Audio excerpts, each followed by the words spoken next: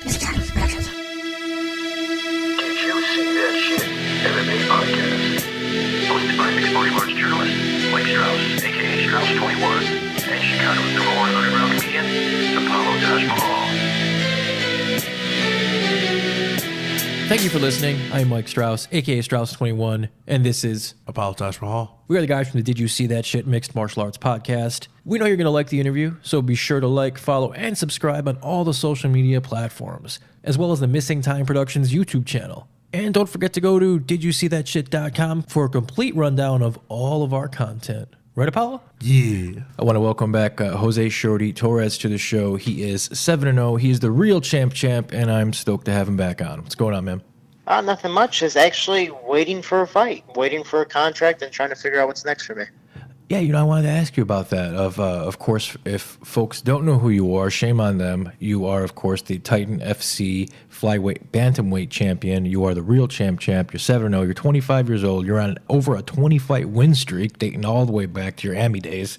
And what is going on, man? Are you going to be fighting for Titan, or are you going to be fighting for the UFC finally? One, just to boast my resume, I'm 32 fight win streak so far, if my math is correct. Shit, I'm sorry. I'm really happy about that. And I'm just, again, I'm trying to figure out what's next. My last fight, no offense to my opponent, but it was just some guy who was willing to take the fight because all the ranked guys don't want to put their record against me. We're at the point of our career where, one loss can set us back 2-3 fights and we have to get back at it compared to, me, I'm literally just waiting to be signed, but I also still have to make a living for myself and still, somehow stay relevant when I'm not fighting. So, I took the last fight, was able to get the knockout, which I'm very happy about. But now it's no one wants to fight me. And, Bellator is having problems with their bantamweight division. The UFC is having problems with their flyweight division. I'm sadly in MMA limbo where there's nothing I personally and physically can do to make anything better. It just so happens I'm put in the situation because of outside sources. And, again, I'm just trying to figure out what's next. I'm trying to contact ONE FC, Ryzen, other promotions, and see, I'm technically a free agent for Titan FC, but, I represent them because they're the ones that made my whole professional career. They gave me the opportunities that I've been given today, and out of 7 fights, I've had 5 championship world title fights, and I'm trying to figure out what's next. Right now, for me, if nothing happens, I might be bumping up to 145 and trying to create history again. It's one of those things that I'm not trying to just stay relevant. I'm not just trying to make a career, make a living. I want to make a legacy, and I want to create history. Wow, 145, huh? Yeah, it's one of those things that every fight there's a risk. And if I'm taking the risk, I'd rather lose to a ranked opponent, if not for sure a champion. For me, I'm the champ of both divisions. There's no ranked guy that wants to fight me. And, the only guy that's next is Jason Suarez at 145 for Titan FC, if no other promotions want to sign me. Again, I've had UFC fighters back out from fighting me and telling their promoters no because they just don't see it as a good fight. I get it. It makes sense. I understand it. And you're keeping your career safe, but you're not helping my career flourish as well. So, I got to stay relevant. I got to do more that's different. Not just keep on fighting to stay the same, but, look at Vasyl Lomachenko. He won his 3rd division world champion this weekend, and I know boxing weight classes are a little closer. It's a little different, but for me, again, I don't see why I can't do it as well. No, I definitely think that, if you pursued it, there's no doubt, man. I mean, your resume speaks for itself. You would 100% achieve it. Is there a specific reason why the UFC hasn't signed you yet? Because I've said it time and time again, man. I've been saying it for a few years.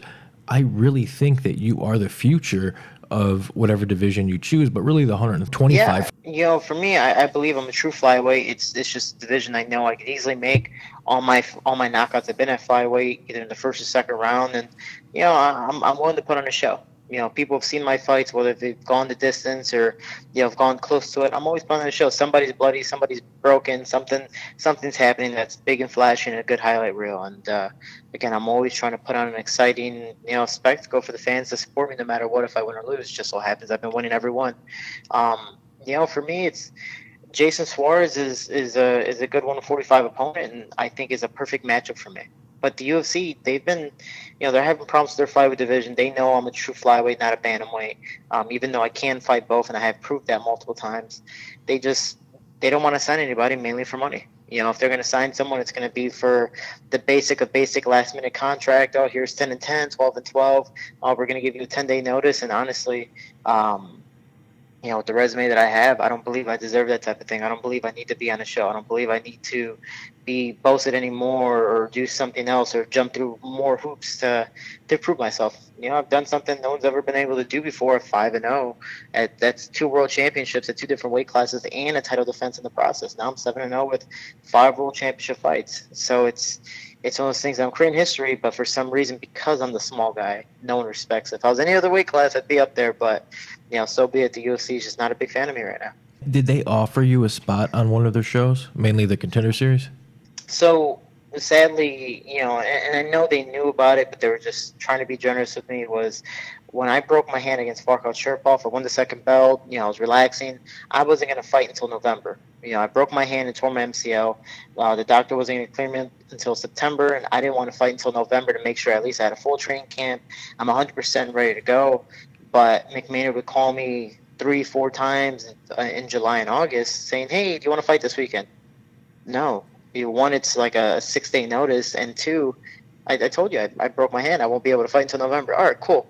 We'll give you a call next week. It's like, oh, you're not getting the gist of this. You know, I've been contacted to fight Justin Scoggins and Tim Elliott, which I think would have been fantastic fights for both. But you know, again, so be it. It just so happens I've been injured, and then they call me once for UFC Charlotte saying, hey, we want you to fight. I know it's last minute. It's 10 days. We'll give you, you know, a choice of 2 UFC fighters. Which one do you want? I go, I don't care. Whichever one. It could be this guy or that guy. I know it's last minute. We'll even fight 130 or 135. I don't mind doing the catch weight. And both those guys said no. So it's either I'm injured or, you know, things just, you know, aren't happening. Yeah, I don't know what, man. They really got to get their stuff in order there, because as of late, you know, just who knows what they're doing. The whole Yair thing, I don't know. They're leaving a lot of things up for debate. That's for sure. One of the things I wanted to kind of pick your brain about real quick, man. You've always been ahead of the curve with the way that you train. It always just seemed like what you were doing yesterday, guys catch on a few months later. What do you attribute that to, man? Are you a sports psychology guy? Well, my major was sports and exercise science, kinesiology, and you know, my coach, Master Bob Shermer, has been training me since 16 years old, literally in the science of the sport. We don't just explain like, oh, this is how you do the move. There you go. Good luck. Try it.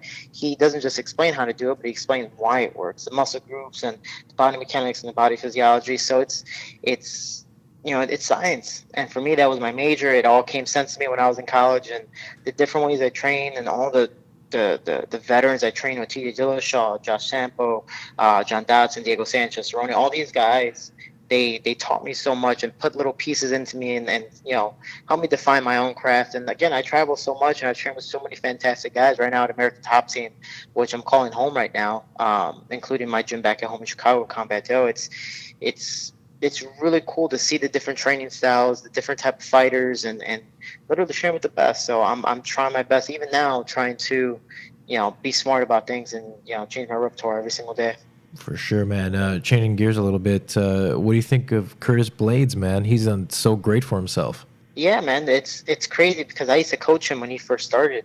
You know, he was a national champ while I was an All-American in college, and he wanted to get into MMA. We introduced him to my gym, and he was with us for probably about a year and a half. And then eventually, you know, we just didn't have the guys his size, so he had to, you know, start to gym hop and get different opportunities. And man, he's, you know, the flyweights, the small guys and the big guys are the guys that are needed the most because there's so little of them. Mainly so talented, like for example Curtis Blades.